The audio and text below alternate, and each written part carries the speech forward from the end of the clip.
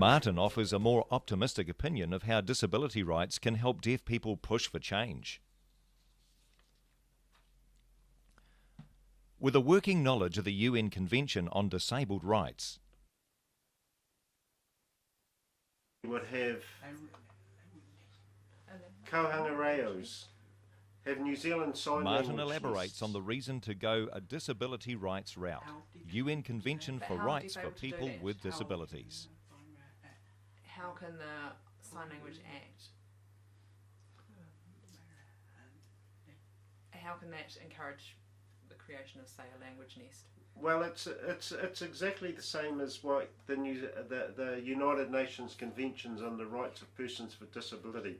We've got a law there now. We've got a convention we've signed. New Zealand signed up to. It's ratified it. It's up to us disabled people to make sure it works. So we've got to get out on the streets. We've got to be knocking on doors. We've got to be pushing the politicians, saying the UN Convention does this. Now, what the deaf community needs to be saying is we've got this law, the New Zealand Sign Language Act, which makes us the third official language. Why are we not having more resources put into making that act work for us, for the deaf community? For it to work for the deaf community, we need the equivalent of kohanga reos for New Zealand Sign Language. We need to train families, we need to train deaf people, we need to teach them that sign and we need to teach them about the deaf culture, we need to teach them that. Next, he reasons that Hearing Society doesn't, as he explains the scope of the Act, as it is a consequence on the way sign language is perceived in the mainstream society and its institutions. As he explains the scope of the Act, it is a consequence on the way sign language is perceived in the mainstream society and its institutions. They can't talk the language and other people can't communicate with them, but B, because straight out disableism. We live in a disabling society.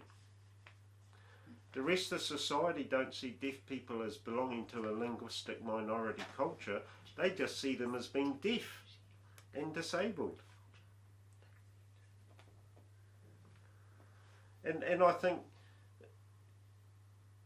deaf people, you've got to give them credit for hanging on in there and saying we're a minority, a linguistic minority culture. Good on them for that. But also they've got to be pragmatic, politically pragmatic. They've got to get real about this.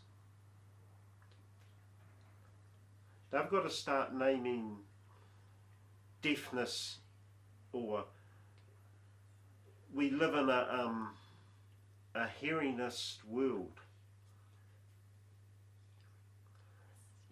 where to be able to hear is to be valid. You know, and they've got to challenge the hegemonic hearingness, the hearingist world. Yeah, the